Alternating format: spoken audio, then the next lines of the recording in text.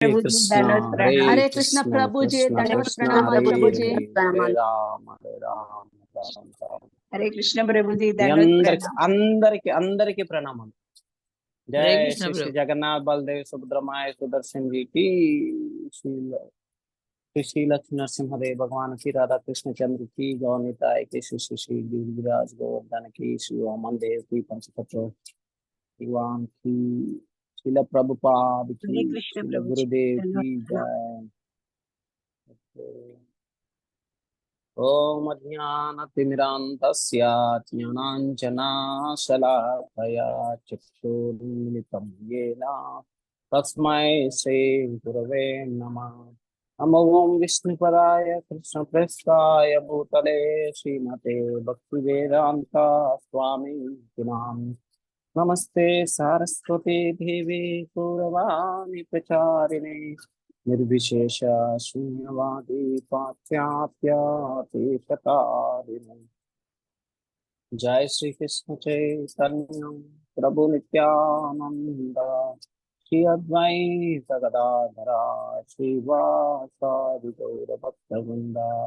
हरे कृष्णा कृष्ण कृष्णा हरे हरे, हरे राम राम हरे हरे। मुखं करोति वाचालं पंगुं लंघयते गिरिं यत्कृपः तमहं वन्दे श्रीगुरुं दीनतारिणं परमानन्दमाधवं श्रीकृष्णं।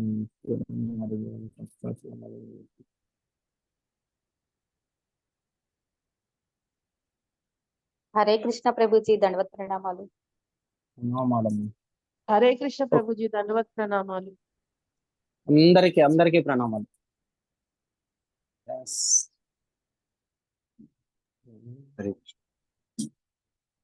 ఓకే, ఈరోజు మనం 13వ అధ్యాయము భగవద్గీత యథాతథము చాప్టర్ వచ్చేసి ప్రకృతి పురుషుడు చైతన్యము ఇది. సో మనం వేయక ముందు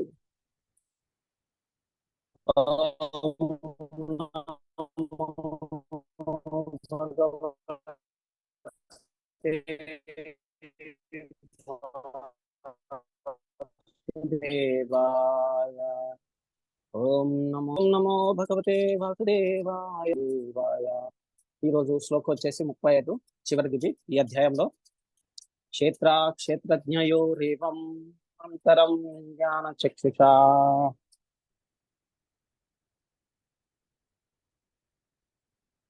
భూత ప్రకృతి మోక్షం చయే విదుర్యాంతి తే పరం. క్షేత్రజ్ఞయోరేవం అంతరం జ్ఞాన చక్షుషా భూత ప్రకృతి మోక్షం చయే విదుర్యాంతి తే పరం. అనువాదము: దేహము మరియు దేహము నెరిగిన క్షేత్రజ్ఞునకు నడుము గల భేదమును జ్ఞాన చక్షువులచే దర్శించి భౌతిక ప్రకృతి బంధము నుండి ముక్తి నందు విధానము నెరుగు కలిగిన వాడు పరమ గతిని పొందగలరు. మనం ఇంత ముందు మాట్లాడుకున్నాం కూడా. Okay okay Mataji, thank you. So మనం ఈ యొక్క అధ్యాయంలో ఇంతకుముందు మాట్లాడుకున్న విధంగా ఎవరైతే ఈ యొక్క దేహం గురించి కానీ ఆత్మ గురించి పరమాత్మ గురించి తెలుసుకుంటారో వారికి పరమగతి లభించును అని చెప్పేసి చెప్తున్నారు.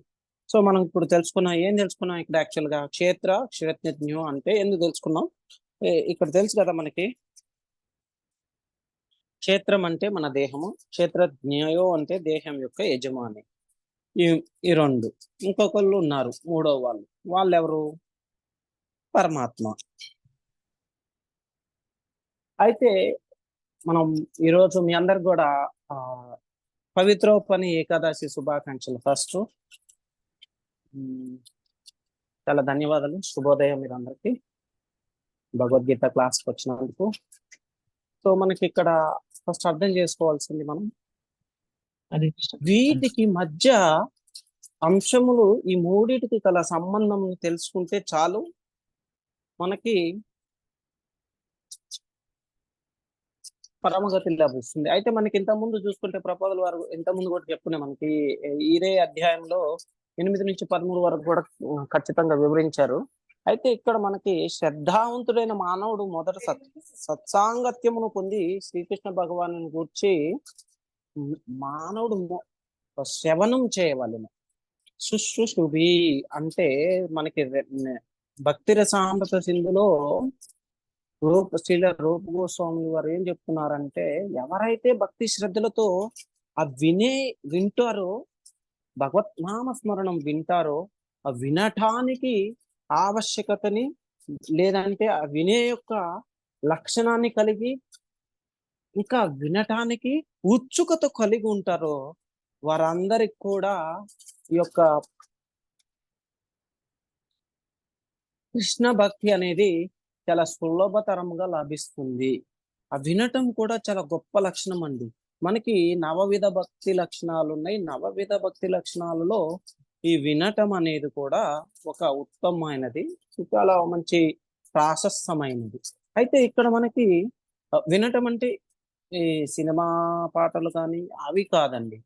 కృష్ణ భగవాను గురించి వినటం, వారి గురించి వినటం కానీ, వారి భక్తుల గురించి వినటం కానీ, లేదంటే భగవత్ నామ స్మరణని స్మరిస్తూ దానిని మనం వినటం జరుగుతుంది. సో ఎప్పుడైతే మనం యొక్క శ్రవణంని ఖచ్చితంగా పాటిస్తామో ఆ మనకి క్రమం తప్పకుండా భగవంతునికి చేరువ అవుతాం అన్నమాట. మనం ఎప్పుడు కూడా అర్థం చేసుకోవాలి, ఒకటి శ్రవణం ఈ యొక్క మనకి 3 ఈ ప్రమాణాలు ఉంటాయి. ఈ ప్రమాణాల్లో ఏంటంటే శబ్ద ప్రమాణం అనేది చాలా ప్రాముఖ్యమైనది. ఎందుకు అంటే కలియుగంలో మనకి ఏది కూడా మనం చూడలేము అన్నమాట ప్రత్యక్షంగా. ఇప్పుడు మనకి కృష్ణ పరమాత్ములు ఈ యొక్క భగవద్గీతని అర్జునులకు ప్రబోధించారు. సో చూసామా? మనం చూడలేదు, ఎవరు చెప్తే విన్నాం. మరి వ్యాస మహర్షి మనందరి కోసం కలియుగంలో ఈ జనులను ఉద్ధరించడం కోసం ఏం చేశారు? పంచమ వేదం అనేది లిఖించడం జరిగింది. సాక్షాత్తు భగవంతుడి నుంచి అన్ని వేదాలు 4 వేదాలు రాశారు. అంతా వారికి తృప్తి కలగట్లేదు. ఏదో చిన్న ఒక మూలన ఏదో కోశాన కించిత్ ఒక అశాంతి అనేది, అసంతృప్తి. ఈ అసంతృప్తికి ఏమైందంటే వాళ్ళు ఏదో రకంగా ఈ యొక్క కలియుగ జనులను ఉద్ధరించడం కోసం అని చెప్పేసి సో ఈ కృష్ణ పరమాత్మ గురించి చాలా కూలంకుషంగా వివరించడం జరిగింది. అది ఏమిటిది? పంచమ వేదం అంటే భాగవతం, శ్రీమద్ భాగవతం. ఎందుకు వివరించారు? అది మనకి భగవంతుని గురించి తెలుసుకోవటం. అది మనం చూసామా? వాళ్ళు రాయటం చూడలేదు. అది ఏం చేసాం? మనం విన్నాం, ఓకే అయిపోయింది. మధ్యలో ఏమైపోయింది? మనకి ఈ కనెక్షన్ అనేది, సంబంధం అనేది మనకి తొలగిపోయింది. సంబంధం అనేది తెగిపోయింది. సంబంధం తెగిపోయినప్పుడు మళ్ళీ చైతన్య మహాప్రభులు వారు వచ్చారు, దాన్ని స్థాపించారు. చైతన్య మహాప్రభులు వచ్చాక దాన్ని స్థాపించాక వారి శిష్యులు, గోస్వామిస్ వీళ్ళందరూ కూడా మళ్ళీ దాన్ని ఆరంభించడం జరిగింది. ఆరంభించినప్పుడు ఏం జరిగిందంటే మధ్యలో మళ్ళీ మనకి భక్తి వినోద ఠాకూర్ కన్నా ముందు మధ్యలో గ్యాప్ వచ్చేసింది అనమాట. అప్పుడు భక్తి వినోద ఠాకూర్ ఏం చేశారు? సో ఏదో రకంగా గ్రంథాలు పట్టుకున్నారు. ఆ తర్వాతకి వాళ్ళకి ఇట్లా గౌర్ కిషోర్ దాస్ బాబాజీని మీట్ అయ్యారు. అప్పటి వరకు వాళ్ళకి తెలియదు గౌర్ కిషోర్ దాస్ బాబాజీ ఉన్నది, వాళ్ళకి చిన్నగా తెలుస్తుంది అనమాట. ఎవరో చెప్తారు ఇక్కడ నవద్వీప్ లో ఇట్లా ఒక బాబాజీ ఉన్నారని చెప్తే అప్పుడు వెళ్తే తెలుస్తుంది వాళ్ళు గౌర్ కిషోర్ దాస్ బాబాజీ అని చెప్పేసి. మళ్ళీ ఏం చేస్తారు? అప్పటి నుంచి పరంపర స్టార్ట్ అయింది. ప్రభుపాదుల వారు మనకి గ్రంథాలు ఇచ్చారు. ఆ గ్రంథాలు ఇచ్చినప్పుడు మనం చూసామా? చూసిన వాళ్ళు ఉన్నారు కొంతమంది, కానీ మనం చూడలేదు. ఇదే విధంగా వ్యాస మహర్షి కూడా రాసినప్పుడు బద్రికాశ్రమంలో అప్పుడు చూసిన వాళ్ళు ఉన్నారు. ఇప్పుడు మనకి మధ్వాచార్యులు తెలుసు కదండి అందరికీ. మధ్వాచార్యులు వారు వ్యాస మహర్షిని వారి యొక్క గురువుగా భావించారు. మధ్వాచార్యులు వారు వారి యొక్క స్వహస్త చక్షువులతో మధ్వాచార్యు వారి యొక్క దర్శన భాగ్యం జరిగింది. ఆ విధంగా వారి ద్వారా ఈ యొక్క జ్ఞాన గాంధారమును వినటం గాని తెలుసుకోవటం గాని జరిగింది.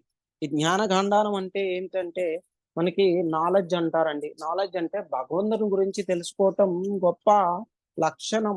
ఇది ఎవరికి తెలుస్తుంది? నార్మల్ గా భగవంతునికి 3 విధాలుగా ఉంటాయి. ఏ విధంగా తెలుసుకోవచ్చు? బ్రహ్మాన్, పరమాత్మాన్, భగవాన్ అని చెప్పేసి. ఈ మూడిటిల్లో ఎవరైతే ఖచ్చితంగా తెలిసి ఉంటారో, ఎవరికైతే జ్ఞానం ఉంటుందో, ఆ ధ్యానం అనేది జ్ఞానం. ఈ జ్ఞానం అనేది అది ఏంటంటే కృష్ణ భగవాను గురించి నిశితంగా తెలిసి ఉంటారు. వారు అందరూ కూడా చాలా ముఖ్యులు అంటారు అన్నమాట. ముఖ్యులు అంటే ఇక వారిని మనం బ్రహ్మజ్ఞానులు అంటాం అన్నమాట. ఈ బ్రహ్మజ్ఞానులు ఎవరైతే ఉన్నారో వారి యొక్క దర్శన భాగ్యం దొరకటంతోనే మన యొక్క జీవిత లక్ష్యం అనేది సాఫల్యం అవుతుంది.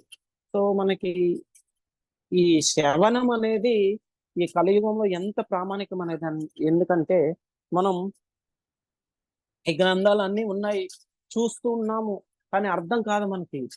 ఎప్పుడైతే మన యొక్క ఈ ఆధ్యాత్మిక గురువు ద్వారా వారి యొక్క పద్మ ముఖములతో చెప్పిన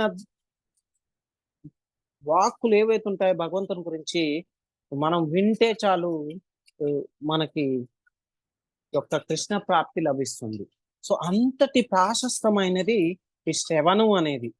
అయితే మనకి మానవులు ఆధ్యాత్మిక ఆచార్యుని అంగీకరించినచో వారికి ముక్తి లభించదు, దీని యొక్క ఆవశ్యకత అనేది లభించదు అన్నమాట. అర్థం చేసుకోవాలి మనం.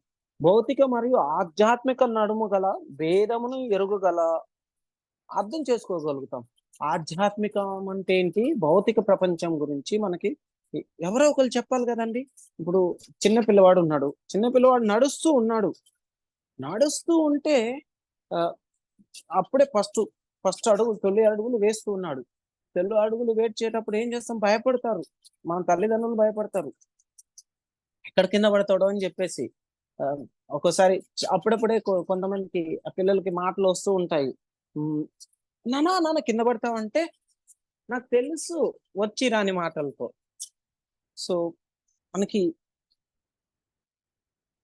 ఆ యొక్క భయం అనేది ఏ విధంగా ఉంటుంది మనకి? ఎందుకంటే తెలియదు మనకి, వాడిలో ఉన్నటువంటి యొక్క కాన్ఫిడెన్స్ మనకి తెలియదు. ఖచ్చితం అది. ఎందుకంటే ఆ పిల్లవాడు నడుస్తున్నాడు, వాడి శక్తి సామర్థ్యాలు మనకు తెలుసు. కానీ ఎప్పుడైతే వాడు చిన్నగా నడుస్తూ ఉన్నప్పుడు తర్ఫీదు పొందుతాడో తల్లి ద్వారా, ఎప్పుడైతే తర్ఫీదు పొంది మాట్లాడటం నేర్చుకుంటాడో, నడవటం నేర్చుకుంటాడో, ఇవన్నీ నేర్చుకోవటం ద్వారా పిల్లవాళ్ళు బయటకు వెళ్ళినప్పుడు కానీ ఎక్కడికి వెళ్ళినా కానీ మనకి ఈ భయాందోళన అనేవి ఉండవు అన్నమాట. ఎందుకు ఉండవు? మనకి తల్లికి ధైర్యం ఉంటుంది. ఎందుకంటే ఓకే, నా పుత్రిక గాని పుత్రుడు గాని చాలా ఖచ్చితంగా నేర్చుకున్నారు, ఏ విధంగా నడవాలి, ఏ విధంగా మాట్లాడాలి అని చెప్పేసి. సో ఎప్పుడైతే ఆ భావన మనకు కలుగుతుందో మనకి ధైర్యం వస్తుంది. ఈ ధైర్యం కావాలంటే మనకి ఆధ్యాత్మిక చింతనలో ఖచ్చితంగా మనం ఆధ్యాత్మిక గురువు యొక్క పాద పద్మములకు వారి యొక్క శరణు వేడుకోవాలన్నా. ఆ శరణు వేడుకుంటేనే మనకి ఈ యొక్క భగవత్ ప్రాప్తి అనేది లభిస్తుంది. వారి యొక్క అదే ఈ శ్రవణం ఎంతటి ప్రాముఖ్యమైనదంటే, ఇప్పుడు మనకి ప్రభుపాదులు చాలా మంది చెప్తూ ఉంటారన్నమాట, అయ్యో ప్రభుపా మీరు మమ్మల్ని వదిలిపెట్టేసి వెళ్ళిపోయారు, మీకు మా అసోసియేషన్ లేదు అని చెప్తారు. ప్రభుపాదులు వారు ఏం చెప్తున్నారు? నేను మీకు భగవద్గీత భాగవతం అనే గ్రంథాలు ఇచ్చాను, ఈ గ్రంథాలను యొక్క న్యాయ శాస్త్రాలుగా వచ్చే 10,000 సంవత్సరాల వరకు మీరు భావించవలను. భావించినట్లయితే మీ యొక్క జన్మ సార్థకత లభిస్తుంది అని చెప్పి చెప్తున్నారు. సో ఆ విధంగా ప్రభుపాదుల వారు చాలా మనస్సు పెట్టి సాక్షాత్తు శ్రీకృష్ణ పరమాత్మ చెప్తూ ఉంటే వారు ఒక ఓన్లీ 2 గంటలు మాత్రమే రెస్ట్ తీసుకొని నిద్రపోయి మిగతా 22 గంటలు కూడా ఈ యొక్క భక్తి గురించి వారు చాలా కష్టపడ్డారు. రాత్రిపూట కూడా నిద్రపోకుండా. సో మనం ఈ యొక్క శ్రవణం అనేది చాలా ఇంపార్టెంట్ అన్నమాట. మనకి ఏం చెప్తున్నారు యాక్చువల్ గా మనం ఆత్మ, పరమాత్మ మరియు దేహం గురించి ఏ విధంగా తెలుసుకుంటాం. ఇప్పుడు ఒక ఎగ్జాంపుల్ చెప్తాను. ఆధ్యాత్మిక గురువుడు దేవుడు లేదా కృష్ణుని యొక్క ప్రతినిధి. మనం అందరికీ తెలుసు. దేవుని యొక్క ప్రతినిధి ఎవరయ్యా అంటే ఆధ్యాత్మిక గురువు. ఆధ్యాత్మిక గురువు ఏం చేస్తాం మనం? ఉదాహరణకు మీరు ఏదైనా కార్యాలయంలో పనిచేస్తున్నారు అనుకోండి. అయితే ఆ కంపెనీ యజమాని ప్రతినిధిగా ఒక అధికారి ఉంటాడు. ఈ అధికారి ఏం చేస్తూ ఉంటాడు? మనందరం కూడా అతని ఆధీనంలో పనిచేస్తూ ఉంటాము. అయితే ఆ యొక్క విభాగంలో బాధ్యత వహించే వ్యక్తిని సంతృప్తి పరచగలిగితే మనకి ఏం జరుగుతుంది? ఉన్నత స్థాయి వస్తుంది ప్రభుజీ. కొంచెం ఉన్నత స్థాయి వస్తుంది. ఆ ఉన్నత స్థాయి వస్తుంది. అయితే ఇది స్పష్టంగా ఉంది కదా మనందరికి. ఇప్పుడు అతను ఎలా సరిగ్గా పని చేయాలో మనకు మార్గనిర్దేశం చేయగలుగుతాడు. ఎందుకంటే అతను అనుభవం కలిగిన వాడు, అధికారి కాబట్టి. ఆధ్యాత్మిక గురువు దేవుడి బాహ్య అవతార రూపం. మనకి ఆధ్యాత్మిక గురువు అనే అతను భగవానుని యొక్క బాహ్య అవతార రూపం అంటారు అన్నమాట, యొక్క దేహం యొక్క. అయితే అంతర్గతంగా ఆయన పరమాత్మగా ఉంటాడు. అంతర్గతంగా వారు పరమాత్మునిగా ఉంటారు. మరియు మనం నిజాయితీగా ఉంటే ఏమవుతుందంటే అంటే ఇలా చేయండి, అలా చేయండి, ఎలా చేయండి. ఇప్పుడు మనకి యాక్చువల్ గా ఫస్ట్ మనం ఎప్పుడైతే నాకు తెలిసి మనలో అందరూ కూడా హరే కృష్ణ మహామంత్రం జపం చేస్తూ ఉన్నారు. ఫస్ట్ లో మనకి ఎంతమందికి తెలుసండి హరే కృష్ణ మహామంత్రము? హరే కృష్ణ హరే కృష్ణ కృష్ణ కృష్ణ హరే హరే, హరే రామ హరే రామ రామ రామ హరే హరే, ఈ విధంగా జపించవాలని ఎంతమందికి తెలుసు మనలో? ఇంకోటి, అందరూ ఏం చేస్తారంటే హరే రామ రామ రామ హరే హరే, హరే కృష్ణ కృష్ణ కృష్ణ హరే హరే అని ఎంతమంది జపిస్తారు? అంతకుముందు అలాగే చెప్పించే వాళ్ళం ప్రభుజీ. మేము చిన్నపిల్లలు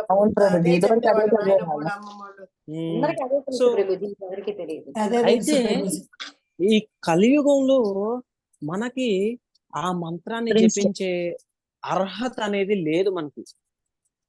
ఖచ్చితంగా మాట్లాడాలని అంటే ఆ అర్హత అనేది లేదు మనకి కలియుగంలో. ఎందుకంటే ఈ హరే కృష్ణ మహామంత్రం అనేది చాలా పవర్ఫుల్ అన్నమాట. శక్తి కలది, బలమైనది.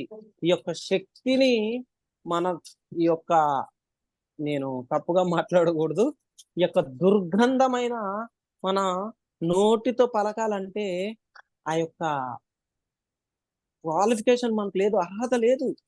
అయితే చైతన్య మహాప్రభులు ఏం చేశారంటే మనకి కలియుగంలో మానవులందరూ కూడా చాలా దీనావస్థలో ఉన్నారు. సో వీరిని ఏదో విధంగా ఉద్ధరించాలని చెప్పేసి ఏం చేశారంటే వారు జపిస్తూ ఉంటే మాయావతులు చెప్తుంటారు, అయ్యో ఏంటయ్యా నువ్వు, నీకేం తెలియదు, ఎట్లా పడితే అట్లా మంత్రం జపిస్తున్నావు, ఇది చాలా సీక్రెట్ గా మనస్సులో జపించాలి, అపరాధం అవుతుంది, దీన్ని జపించడం కోసం ఎక్స్క్యూజ్ మీ హరే కృష్ణ అర్హత అనేది ఉండాలి అని చెప్తారు.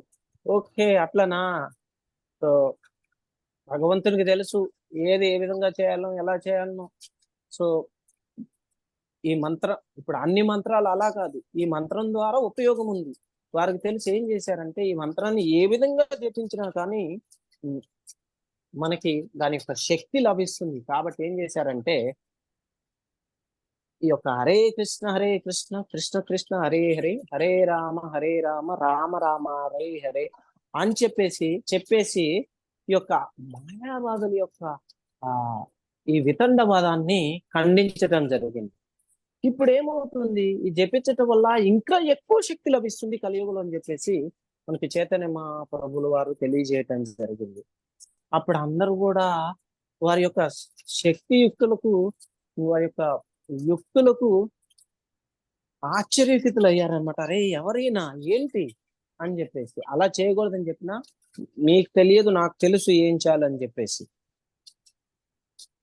అయితే ఇక్కడ మనం ఏం చేయాలి, మనకు అంతర్గతంగా మార్గనిర్దేశం లభిస్తుంది. అది ఆధ్యాత్మిక జీవితంలో పురోగతి కావాలంటే అవసరం.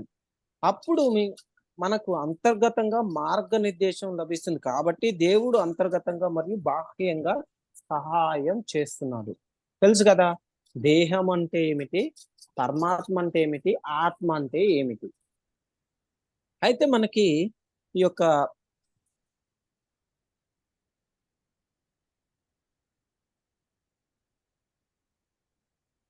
ఒక్క సెకండ్ ఉంది.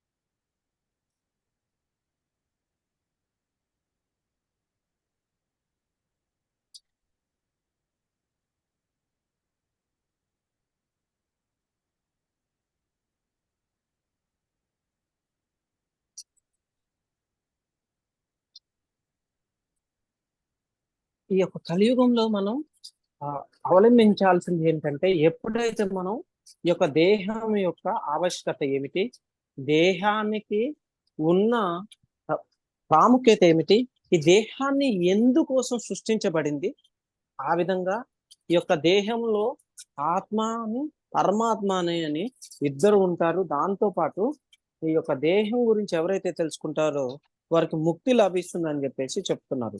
అయితే మనం ఏం చెప్తున్నాం ఇక్కడ, ప్రకృతిం పురుషం క్షేత్రం క్షేత్రజ్ఞ ఏవచ ఏతత్ వేదితుం ఇచ్చామి జ్ఞానం జ్ఞేయం చ కేశవ. జ్ఞానం అంటే ఎప్పుడైతే మనం ఈ అర్జునుడు ఎప్పుడైతే కృష్ణ భగవాన్ని అడిగారో అప్పుడు ఈ విధంగా చెప్తాను, జ్ఞానం ఎప్పుడైతే శరీరం గురించి ఆత్మ గురించి అర్థం చేసుకోవటం జరుగుతుందో, మనకి చిన్న పిల్లల్ని అడిగినట్టు పిల్లలతో ఆటలాడేటప్పుడు మనం చూస్తూ ఉంటాం. ఒక్కోసారి ఇందాకనే మాట్లాడుకున్నాం. సో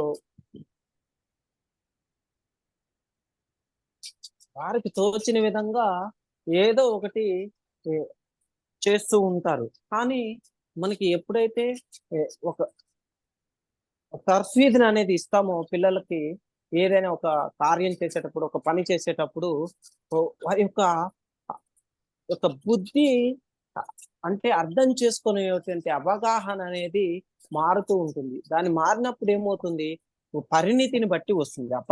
ఆ పరిణితి ద్వారా మనకు అర్థమవుతుంది. ఒక్కొక్కసారి వారి ప్రదర్శించే పరిణితి ద్వారా కూడా మనకు అర్థమవుతుంది, ఓకే మంచి దారిలో సత్ప్రవర్తనలో వెళ్తున్నారు పిల్లలు అని చెప్పేసి. ఆ సత్ప్రవర్తనలో వెళ్ళాలని అంటే మనకి ఒక ఆధ్యాత్మిక గురువు కావాలి. ఆ గురువు ద్వారా మనకి ఏదైనా కానీ వివిధోపదేశముల ద్వారా జీవితం యొక్క భౌతిక భావనల నుండి విముక్తి చెందటం జరుగుతుంది అనమాట మనం. అయితే ఈ దేహము భౌతిక పదార్థం అనియు మరియు 24 అంశములచే, తెలుసు కదా 24 అంశములు అంటే సెటిల్ బాడీ, ఇంకోటి మైండ్, ఈగో, నేను అనుకోమాకండి ఇంగ్లీష్ లో 24 ఉంటాయి అన్నమాట. ఈ మనకి కళ్ళు గాని, ముక్కు, చెవులు, నోరు, పెదాలు, చేతులు, కాళ్ళు, ఈ అంగాలన్నీ 24 ఉంటాయి. ఈ 24 గురించి ఇవి ఎప్పుడైతే మనం అర్థం చేసుకుంటామో, ఈ యొక్క నాలుక యొక్క లక్షణం ఏంటి, ముక్కు యొక్క లక్షణం ఏంటి, చెవుల ద్వారా ఏం జరుగుతుంది, ఇవన్నీ కూడా క్రమానుసారంగా వాటి పని అవి చేస్తూ ఉంటాయి. ఏదైనా కానీ మనకి ఒకటి మొరాయించింది అనుకో, అరే నేను చెప్పింది వినను బాయ్, నేను వినను. ఎట్లా అంటే మన చెవులు వినటం బంద్ చేసిన, కళ్ళు చూడటం బంద్ చేసిన, మనకి ముక్కు ఈ గాలి పీల్చటం బంద్ చేసినా కానీ ఏమవుతుందండి? ఊపిరాడదు. ముక్కు గాలి పీల్చటం బంద్ చేస్తే ఏమవుతుంది? చివరికి వెళ్ళిపోతాం ప్రభుజీ. అట్లీస్ట్ ప్రాణం పోతుంది ప్రభుజీ. అట్లీస్ట్ చెవులు వినపడకపోతే కొద్ది గొప్ప మనం ఆ భరించవచ్చు, కానీ భరించవచ్చు కొన్నిటి నుంచి భరించవచ్చు. కొద్దిగా కష్టంగా ఉంటుంది, కొన్నిటి నుంచి చాలా సంతోషంగా ఉంటుంది. కంపెనీకి వెళ్తే ఆఫీసులో కానీ లేదా ప్రభుజీ అయితే కొన్ని సందర్భాల్లో చెవులు వినపడకపోవడం కూడా మంచిది అనిపిస్తుంది ప్రభుజీ ఈ రోజుల్లో. అది ఎవరిని అడగాలండి? ప్రభుజీ అది ఎవరిని అడిగితే బాగా చెప్తారు? ఎవరు ప్రభుజీ? ఏంటమ్మా? ఏదేదో మాట్లాడుతూ ఉంటారు కదా ప్రభుజీ, అనవసరపు విషయాలు. ఆ, అది. అయితే ఈ యొక్క దేహము స్థూల వ్యవస్థీకరణము, ఇంకోటి మనస్సు మరియు దాని తత్వములకు సంబంధించిన కార్యములు సూక్ష్మ వ్యవస్థీకరణములని, ఈ రెండింటికి నడుముగల అంత ప్రక్రియే జీవన లక్షణములు. కానీ వీటన్నిటికీ పైన ఉన్నది ఆత్మ. మనం అర్థం చేసుకోవాలి. మనం ఎప్పుడైతే యొక్క దేహానికి సంబంధించిన మనస్సు, సూక్ష్మ మరియు మన మనస్సు కాను ఈ దేహానికి సంబంధించి ఒకటి మనల్ని ప్రేరేపిస్తూ ఉంటుంది. ఆ ప్రేరేపించేది ఏమిటి అంటే ఆత్మ. ఈ రోజు ఏంటండి చాలా తక్కువ మంది వచ్చారు. రోజు అంతా వరలక్ష్మి వ్రతం చేస్తా ఉంటారు ప్రభుజీ. ఈ రోజు మరి ఏకాదశి, వరలక్ష్మి వ్రతం అంతా, ఇంకా భగవద్గీత ఉంటే ఇంకా అది అసలుకి ఇంకా డబుల్ వస్తుంది ప్రతిఫలం. ఏం చేద్దాం? అదే తెలిసిన మళ్ళీ ఇంకా రావాలి ప్రభుజీ, చాలా మార్పులు రావాలి. వస్తుంది చిన్నగా వస్తుంది. తినగా వేప తీయగా ఉండంటారు. అది మీరు ఎంతమందికి ఈ వేపాకులు తినే అలవాటు ఉందండి? పొద్దున్నే చిన్నప్పుడు ఎప్పుడో తిన్నాం ఇప్పుడుగా. ఇప్పుడు కూడా తినొచ్చు కదండి. ఎవరైనా ఆపారా మనల్ని? అవును ప్రభుజీ, తినచ్చు. సిటీలో వ్యాపారం ఓకే. ఎక్కడ దొరుకుతుంది ప్రభుజీ? ఏ తెలిసి ఊర్లో కూడా ఉన్నారమ్మా చేయం మీరు? ప్రభుజీ, పెద్దవాళ్ళం అయిపోయాంగా. హైదరాబాద్ ఏ లో ఊర్లో ఉన్నారు? హైదరాబాద్ లో వేప చెట్లు ఏమంటే బెంగళూరులో దొరకవాలి వేప చెట్లు. బిటర్ గార్డ్ తింటాం ప్రభుజీ. వేప చెట్టు మంచిది. పిటర్గాడు ఓకే. పిటర్గాడు పచ్చి తింటారా? లేదు ప్రభుజీ. మరి కర్రీ. పచ్చి తినాలి. ప్రభుజీ వేప చిగురు తినాలా ప్రభుజీ? అంటే కొంతమంది చిగురు తింటారు. బాగుంటుంది, మంచిది. అది ఫస్ట్ కొద్దిగా చేదుగా అనిపిస్తుంది, కానీ తిన్నగా తిన్నప్పుడు ఏమవుతుందంటే అలవాటు అయిపోతుంది. సో ముద్రిన దాంట్లో మనకి సారం ఉండదు కదా నేత ప్రభుజీ. తింటే బాగుంటుంది ప్రభుజీ. ప్రభుజీ తినగలము. ఎర్లీ మార్నింగ్ తినాలా? ఏంటమ్మా ఎర్లీ మార్నింగే తినాలా? ఎర్లీ మార్నింగ్ ఎర్లీ మార్నింగ్ అంటే మనకి యొక్క పరగడుపున పరిగెడు కదా కొని తినాలి. పరగడుపున ఏం అంటారు. పెట్టుకోకుండా. ఉమ్. Okay, okay. అది.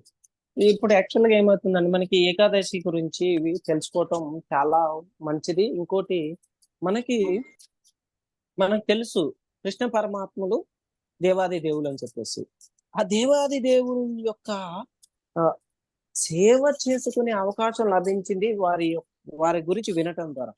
అది కూడా వదిలిపెట్టేసుకొని మనం దానికన్నా ముఖ్యమైనది వేరేది ఉండదన్నమాట. ఓకే, మనకి ఈ యొక్క బృందావన లీలలో ఏం జరుగుతుందంటే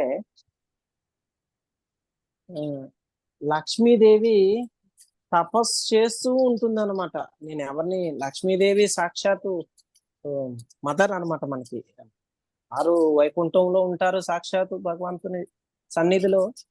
కాకపోతే ఏమవుతుందంటే మనం ఆ కృష్ణ పరమాత్మ వారి గురించి వారి యొక్క లీలల్లో పార్టిసిపేట్ చేయాలని చెప్పేసి చాలా ప్రయత్నిస్తారు లక్ష్మీదేవి. అయితే అప్పుడు ఏం చేస్తారంటే వారికి అవకాశం లభించదు. ఆ బృందావనంలో అక్కడే ఉండి కూర్చొని ఇక తపస్సు చేస్తూ ఉంటారు. అర్థమైందా? సో మనం ఈ యొక్క భగవంతుని గురించి వినాలి. మనకు తెలుసు, ఎప్పుడైతే ఈ చెట్టు మొదట్లో నీళ్లు పోస్తామో అన్ని కూడా ఆ చెట్టు అంతటి కూడా నీళ్లు వెళ్తాయి మనకి. ఎప్పుడైతే మనం కృష్ణ పరమాత్ముని పూజిస్తామో, వారి గురించి వింటామో, అన్ని ఫలాలు కూడా మనకి చెందుతాయి, ప్రతిఫలం అనేది లభిస్తూ ఉంటుంది. ఆ యొక్క అవగాహన అనేది మనం పెంపొందించుకోవాలి. అది పెంపొందించుకోవటం ఎప్పుడు వస్తుంది? ఈ యొక్క ఆచరణలో పెట్టాలి. మనం ఆచరణలో పెట్టాలంటే ఏం చేయాలి? వినాలి. మనం వినాలంటే ఏం చేయాలి? తెలియాలి మనకి ముందు మంచి ఏదో చెడేదో. ఓకే, మనం ఇప్పుడే కదా స్టార్టింగ్, పోతూ ఉంటుంది. అప్పుడప్పుడు మనం కూడా తప్పులు చేస్తూ ఉంటాము. ఆ తప్పులు అనేవి సరిదిద్దలేని విధంగా ఉండకూడదు అనమాట. సో మనకి చిన్న చిన్న తప్పులు చేస్తూ ఉంటాం, ఎందుకంటే ఈ యొక్క భౌతిక జగత్తు అలానే ఉంటుంది. సో మనం నిఖార్సుగా ఖచ్చితంగా ఉంటే ఏమవుతుందంటే అంటారు, వీడు ఎవడరా ఎక్కడి నుండి వచ్చాడు, మూర్ఖుల్లా ప్రవర్తిస్తున్నాడు నాయన, ఏ లోకంలో ఉన్నావు, సో నిద్ర నుంచి మత్తు వదులు నాయన అంటారు అనమాట. సో అదే దేశకాల టైం ప్లేస్ సర్కమ్స్టాన్సెస్, దేశకాల పరిస్థితులను బట్టి మనం ప్రవర్తించాలన్నమాట. సో ఈరోజు సెకండ్ ఫ్రైడేనా శ్రావణం? ఎస్ ప్రభుజీ. సెకండ్ అయితే బాగా ఉంటుంది మన ఈ తెలుగు రాష్ట్రాలలో. మొన్న మా అన్నయ్య కూతురు ఫోన్ చేసింది, ఫస్ట్ తొలి ఏకాదశి రోజు. అంటే ఫోన్ చేసి, నేను ఇట్లా ఫాస్టింగ్ చేద్దాం అనుకుంటున్నాను, ఏకాదశికి ఏం చేయాలి, ఏం తినాలి, సో మొక్కజొన్నకి అంకి తినచ్చా అని చెప్పి. మొక్కజొన్నకి అంకి తినకూడదమ్మా, ఈరోజు ఓన్లీ స్వీట్ పొటాటోను, ఆలుగడ్డలు, మన గనసు గడ్డలు ఇవి ఉడకబెట్టుకొని, గుమ్మడికాయ ఉడకబెట్టుకొని తిను అని చెప్పే పాపం ఇబ్బందిగా జీర్ణించుకోలేకపోయింది. అమ్మ ఎంత అంటే 11 సంవత్సరాలు ఉంటాయి. ప్రభుజీ చాలా గ్రేట్ ప్రభుజీ, తనకి ఆలోచన వచ్చింది అంటే అసోసియేషన్. హరే కృష్ణ ప్రభుజీ. ప్రభుజీ జీలకర్ర వాడచ్చా ప్రభుజీ ఏకాదశికి? జీలకర్ర వాడచ్చమ్మా. ఫ్రూట్స్ తినచ్చు కదా, యాపిల్స్ తినచ్చు, దానిమ్మకాయ తినచ్చు, పుచ్చకాయ తినచ్చు. ఇంకా ఏమన్నా డౌట్స్ ఉంటే అడగండి ఇప్పుడే.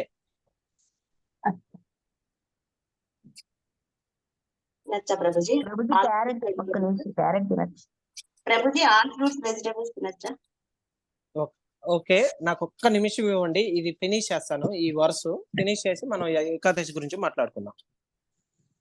అయితే సమస్త భౌతిక జగత్తును ఈ విధమైన ఆత్మ మరియు భౌతిక తత్వమును కలయికగా భావించి గాంచుచు పరమాత్మను గురించి నిజస్థితిని తెలుసుకోవటం ద్వారా ఏం జరుగుతుంది? మనకి ఈ యొక్క ఆధ్యాత్మిక జగత్తుని చేరుకునే యొక్క ఆవశ్యకత, అర్హత కలుగుతాం అన్నమాట. అయితే విషయములన్నీ చింతన మరియు ఆధ్యాత్మిక అనుభూతి కొరకే ఉద్దేశించబడి ఉన్నవి కనుక ఆధ్యాత్మిక ఆచార్యుని సహాయంచే మనం ఈ యొక్క భౌతిక జగత్తు నుంచి విముక్తి చెంది ఆధ్యాత్మిక జగత్తుకు చేరుకోవటం జరుగుతుంది.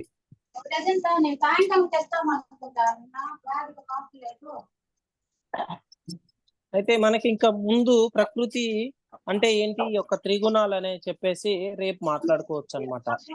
సో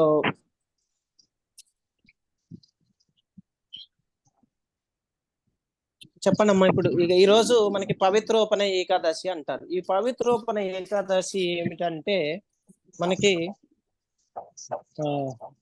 పుత్రద ఏకాదశి కూడా అంటారు అనమాట. ఈ ఏకాదశి నార్మల్ గా డైరెక్ట్ గా మనకి పుత్రద ఏకాదశి అనే ఒక ఏకాదశి ఉంది. అమ్మా మాట్లాడుతున్నారమ్మా. మంజు మాతాజీ మ్యూట్ చేసుకోండి. మీరు చేయొచ్చు కదమ్మా మ్యూట్ వాళ్ళని. లేదు ప్రభుజీ, హోస్ట్ కాదా మీరు? కాదు ప్రభుజీ. శ్రీదేవి మాతాజీ కదా మాట్లాడేది? లేదు ప్రభుజీ, ఇప్పుడు నేను మాట్లాడాను ప్రభుజీ, శ్రీదేవి మాట్లాడాను. హలో అయితే ఇప్పుడు అందరినీ మ్యూట్ చేసేసాను. ఎవరికన్నా వినాలని ఉంటే ఎట్లా మరి? ఒక సెకండ్ ఉండండి, మీ అంతటి మీరు మ్యూట్ చేసుకునే విధంగా పెడతాను.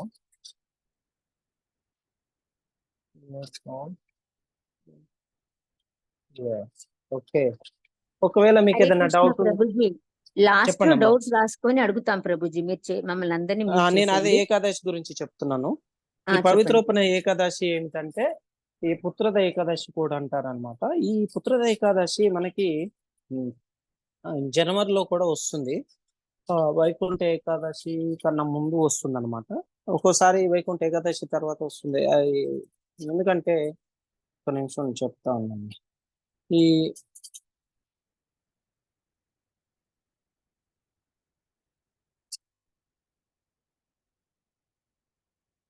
యాక్చువల్ గా మనకి ఈ పవిత్రోపణ ఏకాదశి ఏ విధంగా స్టార్ట్ అవుతుందంటే మనకి ఒకసారి యుధిష్ఠిర మహారాజు అడుగుతారనమాట, ఓ మధుసూదన, మీరు మాకు మధుసూదన ఎందుకు అంటాం? మధు అనే రాక్షసుని సంహరించినాడు కాబట్టి మధుసూదన అంటాం అనమాట మనం.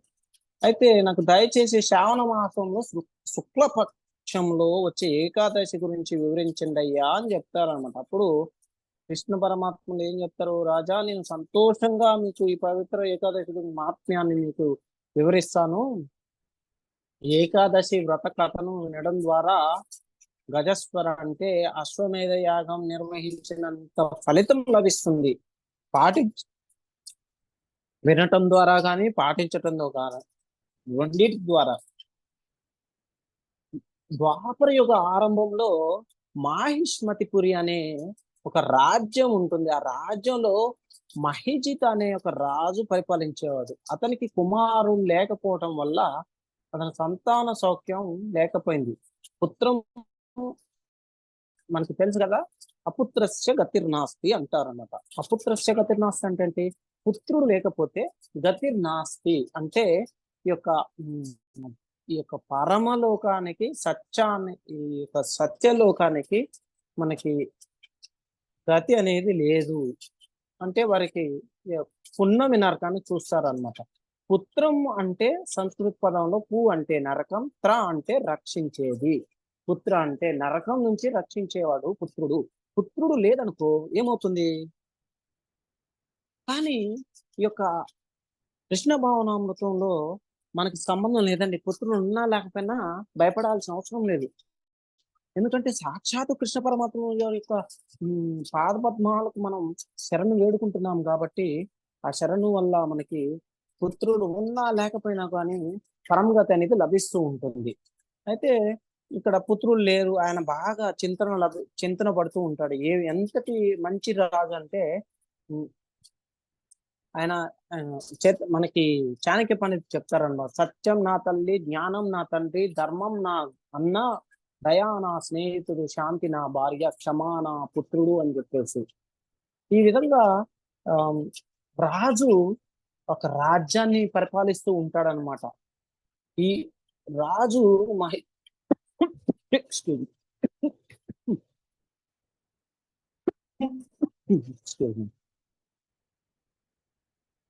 కొంతకాలం తర్వాత మంత్రులు కూడా, నేను ఈ జన్మలో ఎటువంటి పాపాలు చేయలేదు మంత్రులకు చెప్తూ ఉంటాడు.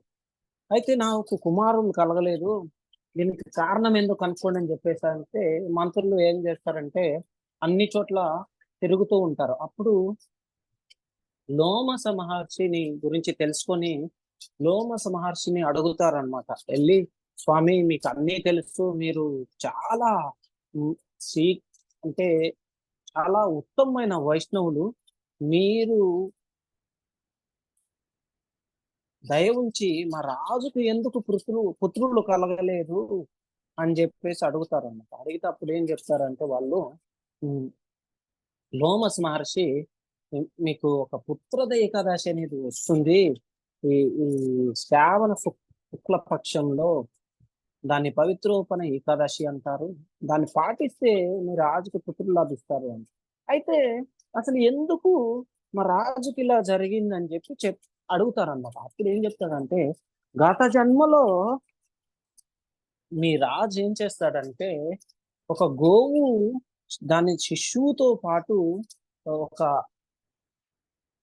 కొలను దగ్గరకు వచ్చి దాహం తీర్చుకుంటూ ఉన్నప్పుడు దానిని అని చెప్పేసి పంపించేస్తాడు. ఆ పంపించటం ద్వారా చాలా పుణ్యకార్యాలు అన్నీ చేస్తాడు.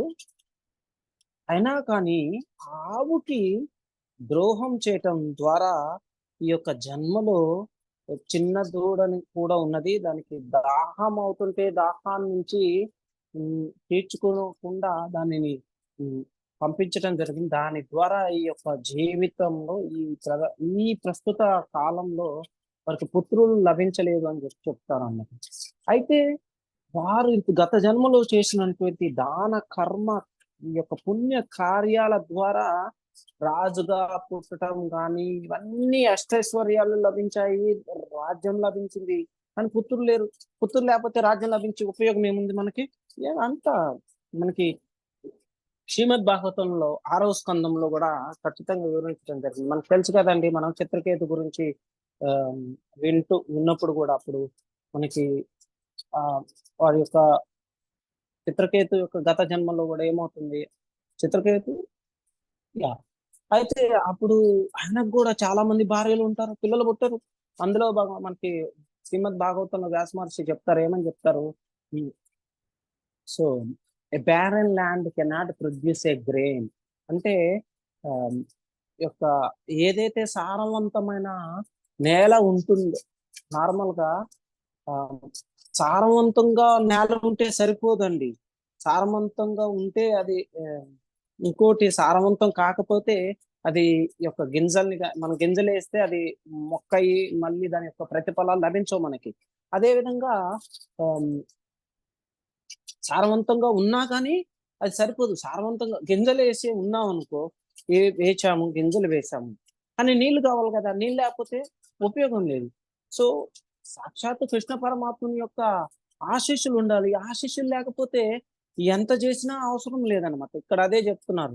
ఈ యొక్క ఏకాదశిని ఎవరైతే పాటిస్తారో, పవిత్రోపణ ఏకాదశిని ఖచ్చితంగా చాలా నిష్ఠతో వారికి పుత్రులు లభిస్తారు అని చెప్తారు. అయితే ఇంకొకటి, మనకి అశ్వమేధ యజ్ఞం చేసినటువంటి ప్రతిఫలం కూడా లభిస్తుంది. అశ్వమేధ యజ్ఞం తెలుసు కదండి. అశ్వమేధ యజ్ఞం చేయాలంటే ఈ రోజుల్లో సో మన తాహతకు మించింది ఇది, నేను చెప్తున్నాను. ఈ శాస్త్రం ప్రకారం చెప్పబడింది మనకి. సో ఆయన ఏం చెప్తాడంటే అప్పుడు, సరే వెళ్ళేసి దీన్ని పాటిస్తారు, మంచి పాటిస్తే పుత్రులు లభిస్తాడు.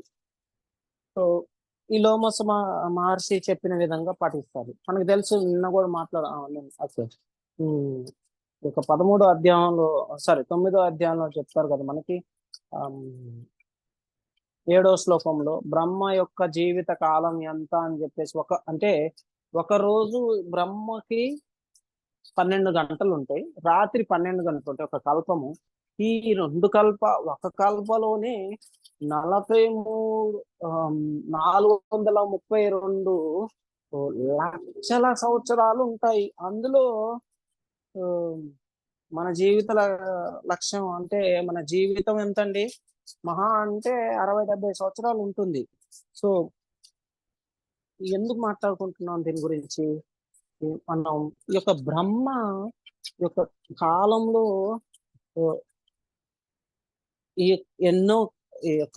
ఒక కల్పలో 4 అంటే సహస్ర చతుర్యుగ అంటారు. ఈ యొక్క 4 యుగాలు 1000 టైమ్స్ వస్తాయన్నమాట.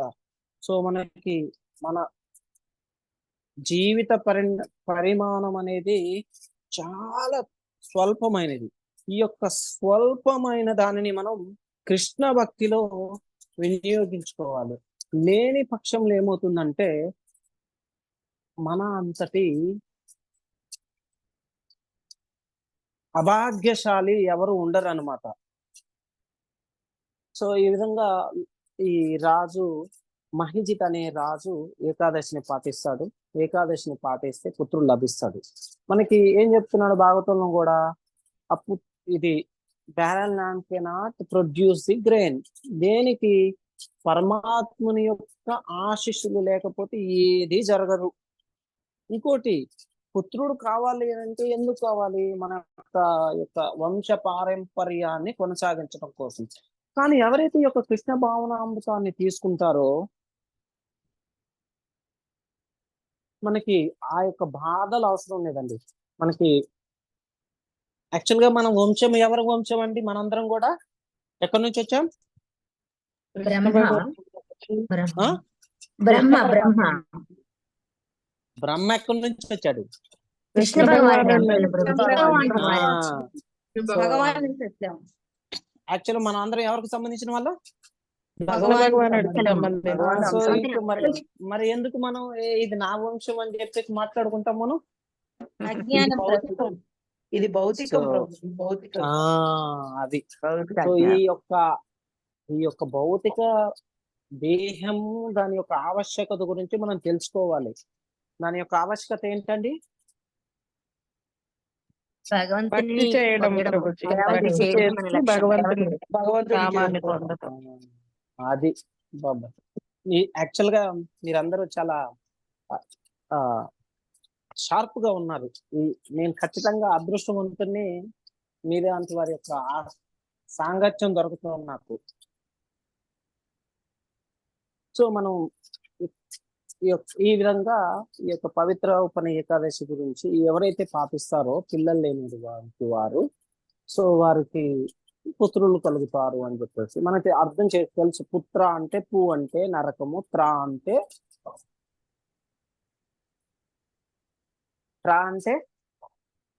రక్షించేవాడు. రక్షించడం. పుత్ర తప్పించేవాడు. సరే, అది అమ్మ ఏకాదశి.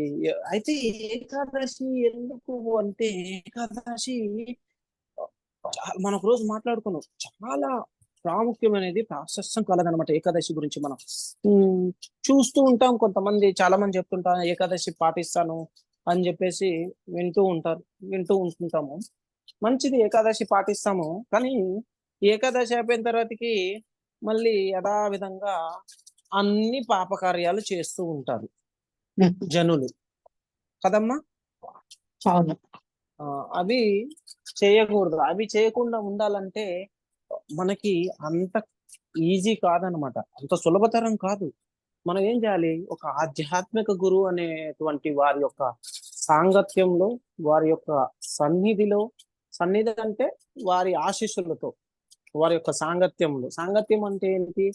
వారి యొక్క ఇచ్చే ఆచరణ ద్వారా మనం పాటిస్తే జీవితానికి ఒక ఆవశ్యకత అనేది లభిస్తుంది. ఏకాదశి మహాత్మ్యంకి, పవిత్రోపని ఏకాదశికి జై. చెప్పండి అమ్మా, ఇప్పుడు చెప్పండి. ఇక 5 minutes ఏదన్నా డౌట్స్ ఉంటే అడగండి. ఏకాదశి గురించి ఏ విధంగా పాటించాలి, ఏంటి, ఏమి తినాలి? రేపు ఉదయం ఎన్ని గంటలకి గుంటూరు అయితే ఎన్ని గంటలకు అయిపోతుంది? గుంటూరు అమ్మ మీరు? అవును ప్రభు. మొన్న వచ్చారా రథయాత్రకి? వచ్చాను. ఓకే, మరి టెంపుల్కి వచ్చారా? కృష్ణ ప్రభు.